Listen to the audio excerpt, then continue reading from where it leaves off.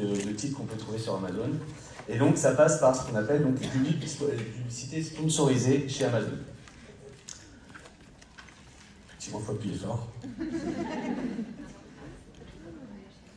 Ah, voilà. Donc moi je suis effectivement directement dans l'équipe advertising d'Amazon, ça fait 5 ans que je travaille là-bas, et je gère tous les comptes éditeurs, donc plutôt des grandes maisons d'édition, sur leur développement sur l'advertising Amazon, et sur tous les sujets qu'on va voir aujourd'hui, qui sont vraiment la base, et ça va être vraiment quelque chose pour introduire le sujet du disponible sponsorisé, et vous présenter comment ça fonctionne. Avant de commencer, j'avais juste moi aussi des petites questions pour vous. La première, c'est qui est-ce qui vend déjà des livres sur Amazon? Avoir levé. Ok. Deuxième question, qui aujourd'hui fait déjà des référencements payants sur Amazon? Ok, donc il y a quand même une bonne base de connaisseurs. Pour tous les autres, on va revoir les bases aujourd'hui. Et je sais qu'il y a peut-être des questions qu'on ne va pas avoir le temps de voir. Je rappelle qu'il y aura un petit stand à la sortie avec d'autres membres de l'équipe Amazon qui seront ravis de prendre vos questions et de rentrer dans la granularité si besoin. C'est bon pour vous? Aujourd'hui, donc, le but de la présentation, c'est vraiment de reprendre un peu tous les éléments qui vont vous permettre de bien aborder et de bien initier vos stratégies de référencement sur Amazon. La première, c'est déjà de commencer par vos lecteurs. Ensuite, on va voir, très opérationnellement parlant, quels sont les types de formats et les types de campagnes qu'on peut mettre en place sur Amazon. Ensuite, comment bien paramétrer ces campagnes et comment bien les optimiser pour justement être bien visible avec les bons critères. Et enfin, quelques recommandations, et tout au long de la prestation, vous allez voir des recommandations que j'ai préparées pour vous aider justement à bien paramétrer pour les néophytes votre première campagne. Donc, vos auteurs, aujourd'hui, comme j'ai dit, je vais m'adresser à des auteurs qui, pour la plupart, débutent ou ont déjà une carrière un petit peu avancée sur Amazon. Donc, encore une fois, cette session, elle est vraiment dédiée pour vous. On va aborder encore une fois les bases. On ne va pas rentrer très annuellement dans tout ce que Amazon Advertising peut proposer pour mettre en avant des titres. Mais, encore une fois, si vous avez des sujets qui sont beaucoup plus avancés que ce qu'on va voir aujourd'hui, on a des équipes qui seront ravies de prendre le relais pour voilà, vous accompagner. Donc, commencez par vos lecteurs. Petite information, petite statistique qui est sortie récemment. Aujourd'hui, on a 77% des acheteurs de livres qui ont été interrogés dans le monde et qui visitent Amazon sans avoir vraiment en tête quelque chose et qui vont découvrir des nouveaux titres. Donc n'ayez pas en tête qu'en étant entre guillemets un petit auteur avec quelques titres, on n'arrivera pas à vous trouver sur Amazon parce qu'aujourd'hui, il y a pas mal de gens qui ne cherchent pas forcément un titre. Et qui donc vont être portés par ce que Amazon peut mettre en avant pour vous trouver. Pareil, 57% des acheteurs de livres interrogés dans le monde font leurs achats sans titre spécifique en tête. Donc, comment maintenant, sur la base de ces informations-là, on peut travailler ensemble pour vous permettre de vous faire ressortir, d'atteindre les lecteurs qui vont être intéressants pour vous via le modèle de référencement des produits sponsorisés. Petite information, donc, l'advertising aujourd'hui, ça repose sur un entonnoir marketing qui va de la fidélisation, donc c'est vraiment une partie très petite où on va fidéliser et avoir des gens qui vont acheter régulièrement chez vous. Et après, on va remonter dans cet entonnoir avec une partie d'achat où c'est des gens qui vous connaissent peut-être mais qui n'ont jamais franchi le pas d'acheter un de vos produits. Donc comment eux, on va pouvoir les cibler aussi. Ensuite, on a une partie considération où c'est des gens qui sont peut-être déjà dans votre univers de livres, dans votre catégorie, ou qui ont déjà acheté des titres similaires aux vôtres, mais qui n'ont pas forcément eu d'interaction ou qui n'ont jamais peut-être vu vos titres quelque part. Ça, c'est la partie considération. Et après, la partie notoriété, là, on est vraiment sur quelque chose de beaucoup plus large. On ne va pas forcément avoir un ciblage très granulaire d'une audience qu'on va aller cibler sur Amazon ou ailleurs, et on va vraiment faire de la diffusion. C'est ce qu'on a un petit peu sur les formats télévision, où on n'a absolument aucun ciblage qui est fait, et on va juste se mettre en avant avec ces canaux-là. Sur la partie sponsor ads, aujourd'hui, on va principalement travailler sur la fidélisation, l'achat, dont c'est vrai la plus grosse partie, et dans une certaine mesure la considération, qui va vous permettre déjà, avec les formats disponibles sur Amazon, de faire un petit peu de visibilité, en plus d'aller chercher des ventes sur Amazon. Donc la création de stratégies publicitaires. La première, c'est qu'est-ce que vous souhaitez mettre en avant et pourquoi? J'imagine qu'aujourd'hui, vous avez des titres que vous voulez mettre en avant. Est-ce que l'objectif, c'est de faire de la vente? Est-ce que l'objectif, c'est de faire de la visibilité? Donc ça, c'est des questions qu'il faut se poser en amont, parce que ça va entre guillemets, impacter le type de campagne et la stratégie que vous allez avoir ensuite sur Amazon. La deuxième question, c'est qui sont vos clients? Vous avez sûrement plusieurs titres, vous avez plusieurs catégories peut-être existantes. Pour chaque titre, pour chaque catégorie, pour même chaque livre, il faut vous poser la question, qui est la personne qui sera susceptible d'acheter mon livre?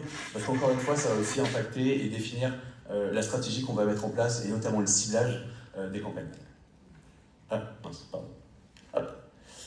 Et derrière, autre question, et ça c'est le sujet j'arrête qui est un peu plus complexe, c'est quel est votre budget? Amazon, vous pouvez mettre vos livres gratuitement sur Amazon. Maintenant, pour le référencement payant, nécessairement, il va falloir investir des billes pour justement vous aider dans le référencement. Donc ça, on va le voir ensemble, mais le budget, c'est aussi un vrai sujet pour vous, pour vous aider à comprendre quelle stratégie on veut avoir. Parce qu'effectivement, les formats que j'ai évoqués tout à l'heure, format de fidélisation ou format de notoriété, on va être sur des budgets qui vont être à l'échelle d'un grand écart complètement différent. Voilà. Et dernier point, quand se lancer pour faire de la publicité.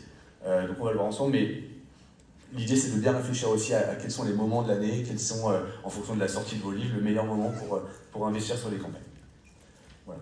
Et dernier point, effectivement, ça reprend un petit peu tous ces sujets-là, mais combien de temps on va faire une campagne? Est-ce qu'on l'a fait sur 2 jours? Est-ce qu'on l'a fait sur 6 mois? Est-ce qu'on l'a fait sur ce qu'on appelle un fil rouge, sur toute l'année? Donc ça, c'est aussi des choses qu'il faut vous poser comme question et qui vont, entre guillemets, impacter votre budget, la stratégie, etc.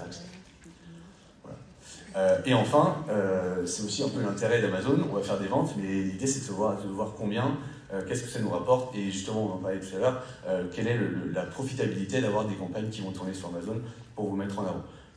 Dépendant des stratégies, encore une fois, on va regarder différents métriques, différentes statistiques qui vont justement vous permettre de monitorer, de piloter les campagnes que vous allez avoir sur Amazon.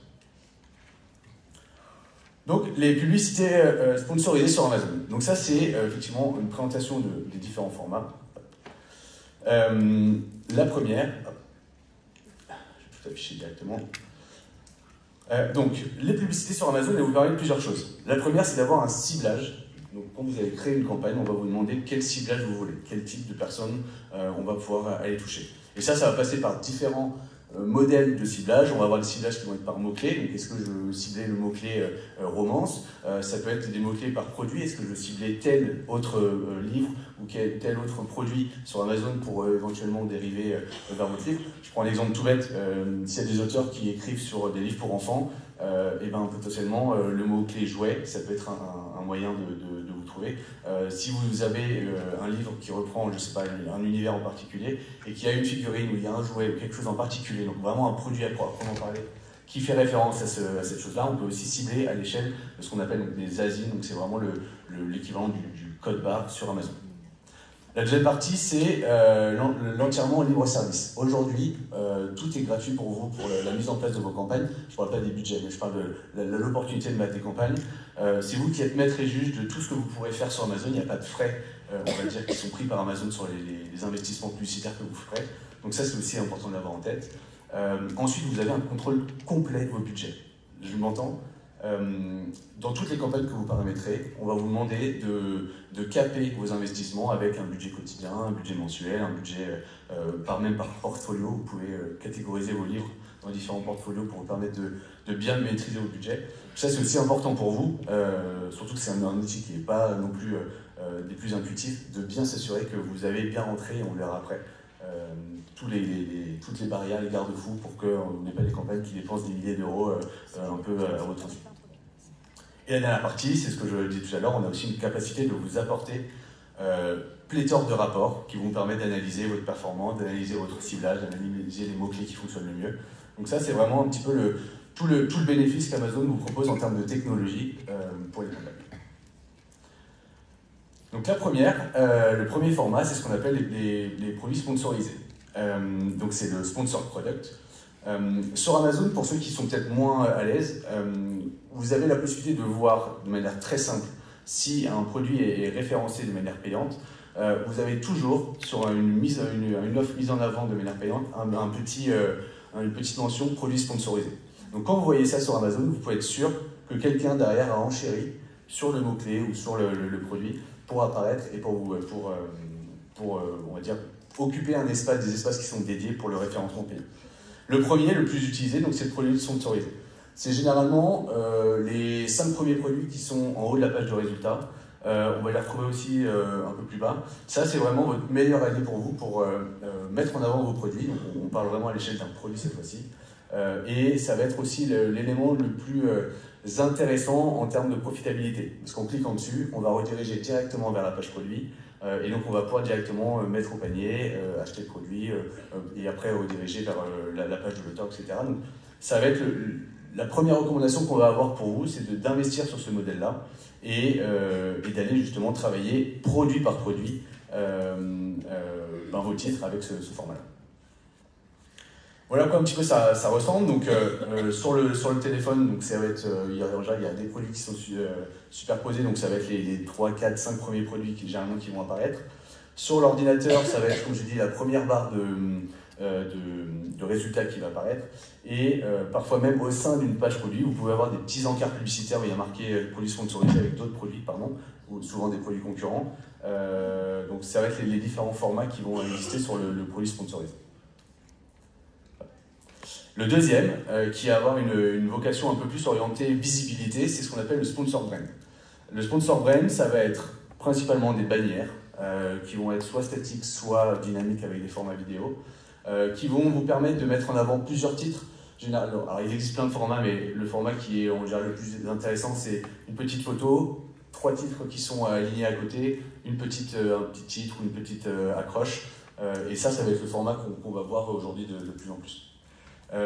C'est un format qui est hyper intéressant pour des gens qui veulent justement non pas aller directement chercher des ventes, mais plutôt faire de la visibilité.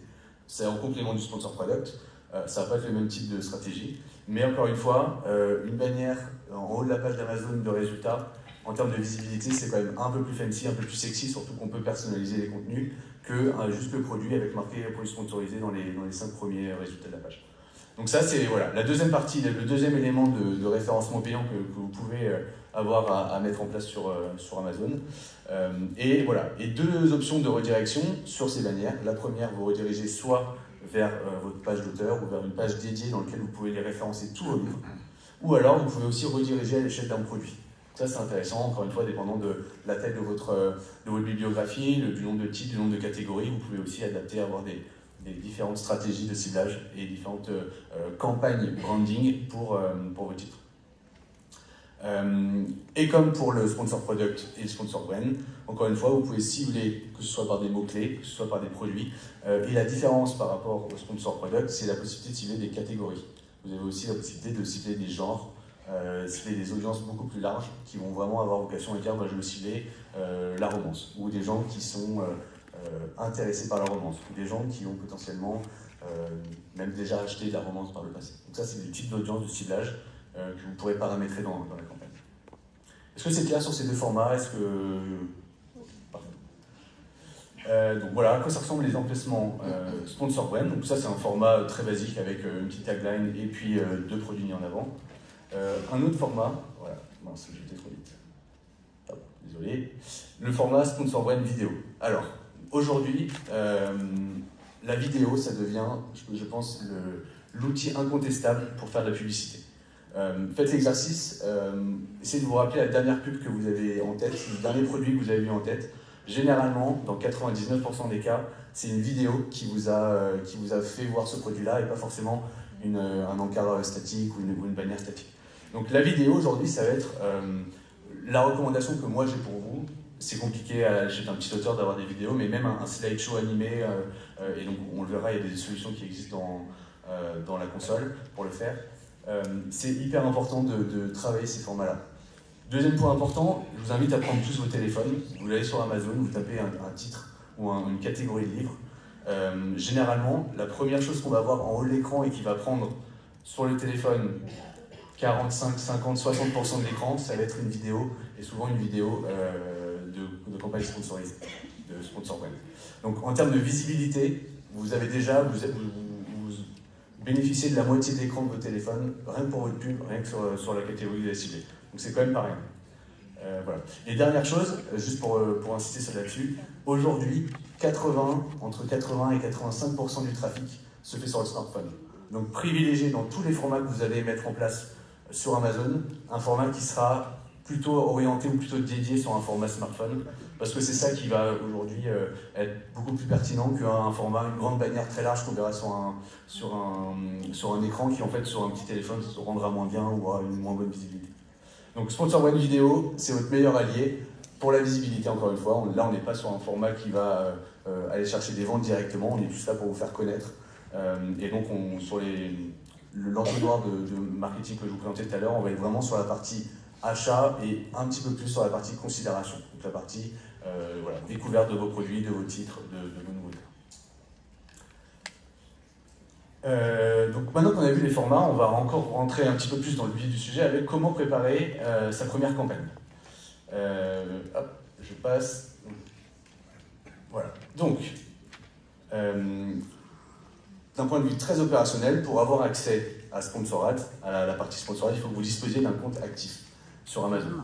La deuxième, c'est d'avoir des titres qui soient éligibles et qui se trouvent dans votre bibliothèque KDP. En fait, Amazon va nécessiter que vous soyez enregistré auprès d'eux pour derrière vous donner les accès à la partie Sponsorat. Les titres doivent évidemment être disponibles dans le pays auquel vous voulez les mettre en avant. Point important que je n'ai pas mentionné, effectivement j'ai souvent la question, aujourd'hui une publicité n'apparaîtra uniquement si votre livre est disponible sur Amazon. Le jour où vous êtes en rupture de stock, le produit votre campagne n'apparaîtra pas. Il n'y a aucun risque que vous puissiez dépenser un produit et que les gens ne puissent pas acheter votre livre. Sauf dans le cas des lancements anticipés, pour les précommandes. Mais pour le cas où vous avez un livre qui tombe en rupture de stock, votre campagne sera automatiquement, et vous n'aurez rien à faire couper, et vous n'allez pas avoir des budgets qui vont dépenser pour rien. Donc voilà, donc assurez-vous que vos titres soient disponibles dans le pays dans lequel vous faites la pub, et que vous ayez évidemment un mode de paiement qui soit enregistré. Vous allez investir des budgets sur Amazon pour vous rendre en avant, on vous demande d'avoir effectivement un compte qui soit paramétré. Et le dernier point, effectivement, on a une charte graphique et on a des éléments de modération qui vont revoir toutes les campagnes que vous allez soumettre. Donc assurez-vous de bien respecter les critères et la charte qu'Amazon vous propose. Ça, vous avez donc dans votre console et sur Internet, vous avez toutes les conditions et toute la partie sémantique importante dans l'édition et dans le livre pour s'assurer que votre campagne ne soit pas bloquée voilà, pour des raisons qui peuvent être vraiment diverses et variées. Dans Auteur Central, donc c'est votre plateforme, vous allez passer, donc vous connecter à auteuramazon.com. Vous allez aller cliquer sur vos livres, donc vous avez une bannière livre qui apparaît, et dans le champ de recherche, vous allez renseigner le livre que vous voulez mettre en avant. Donc c'est comme ça que vous allez passer par là, donc vous réfléchissez à l'échelle du livre, et derrière, vous allez, une fois que vous avez trouvé votre livre, vous allez pouvoir justement ajouter ce livre à vos campagnes et commencer le paramétrage des campagnes. Donc comme je le disais tout à l'heure, la première recommandation, dans le cadre d'un lancement de livre sur Amazon, enfin d'un lancement d'une campagne pour un livre sur Amazon, ça va être de commencer par les produits sponsorisés. Et là, je l'ai dit, c'est le format qui va être le plus rentable, entre guillemets, pour vous, parce que c'est le format sur lequel on va pouvoir directement rediriger les gens vers l'opportunité d'achat, vers l'acte d'achat. Et c'est quand même là le principal et le meilleur intérêt pour vous en termes de retour sur investissement. Les bases. Donc, le fonctionnement, on est sur un format au coût par clic. Le coût par clic, c'est-à-dire que pour que vous soyez débité de la transaction, il faut que la personne clique impérativement sur la publicité. Tant que la personne ne clique pas sur la publicité, ça ne vous coûte rien. Je reviens sur Sponsor Brand Vidéo tout à l'heure. La campagne, la bannière va s'afficher, la vidéo va tourner. Tant que la personne ne clique pas, ça ne vous coûte rien. D'où l'intérêt d'avoir ces campagnes, parce que potentiellement, c'est des impressions gratuites, c'est de la visibilité gratuite pour vous. Donc le coût par clic, c'est tout le modèle qui va régner sur le référencement Sponsorat. Donc le coût par clic. Le deuxième, c'est un système d'enchères. Le principe, c'est qu'aujourd'hui, vous avez des mots-clés qui vont être enchéris par vous et peut-être par d'autres personnes. La personne qui va avoir, entre guillemets, l'accessibilité de faire apparaître sa campagne, c'est la personne qui aura l'enchère la plus forte. L'enchère la plus forte, c'est-à-dire que, je crois que j'ai un exemple juste après, je vais juste vérifier que c'est bien le cas, ouais. Hop, je reviens dessus. Donc le système d'enchère, je vais le présenter juste après. Et après, l'affichage de la campagne, effectivement, la campagne va s'afficher, encore une fois, ça dépendra de si vous avez du stock. Elle va s'afficher à différents endroits, dépendant du format que vous allez choisir, et différents d'autres paramètres que vous allez paramétrer dans la campagne, on le verra ensuite. Mais voilà, le fonctionnement il est comme ça, vous avez une enchère, vous remportez l'enchère, votre pub apparaît, et donc vous ressortez un petit peu de toute la masse de titres disponibles via les emplacements dédiés qui sont généralement en haut, tout en haut pour les sponsors brain et disséminés au sein de la page de recherche dans plusieurs endroits. Le système d'enchère. Donc comme je vous le disais, le concept veut que l'enchère qui va remporter l'apparition de la campagne, c'est l'enchère la plus haute. Évidemment, là j'ai pris trois exemples. Vous avez le vendeur 1, c'est vous, vous avez le vendeur 2 et le vendeur 3 qui sont des petits copains qui font la même chose que vous. Pour avoir l'enchère la plus haute, vous avez donc l'enchère que vous paramétrez qui va être la plus haute. Vous n'allez pas dépenser des 0,75, enfin des 75 centimes de la campagne. Vous allez débiter de l'enchère la plus basse, la deuxième enchère la plus basse, plus 1 centime. Donc c'est pour ça que ne soyez pas frileux de mettre des enchères un petit peu offensives, un petit peu compétitives, parce que vous ne serez pas dépensé forcément de ce budget-là pour apparaître, mais seulement du budget, on va dire, de la deuxième personne qui enchérit sur le même mot-clé ou le même produit, plus 1 centime. Voilà, ça c'est important de la vente. Le budget, maintenant. Ça, c'est toujours un peu celui qui fâche. Combien je mets sur la table, qu'est-ce que je veux privilégier, comment je le pilote. La première chose, c'est que vous avez plein de profils différents, pardon. Vous avez tous des ambitions différentes, vous avez tous aussi des ressources différentes. Donc, le budget, il faut bien que vous soyez au clair, vous, et ce qu'on disait tout à l'heure, sur le montant que vous êtes prêt à mettre.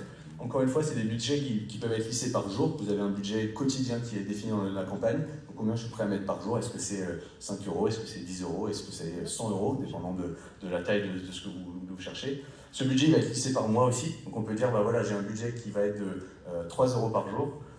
Si ce budget-là, il est pas atteint sur le mois, on peut aussi potentiellement augmenter un petit peu son budget quotidien pour arriver à ce budget par mois et faire que justement on ait une bonne visibilité sur une période de donnée.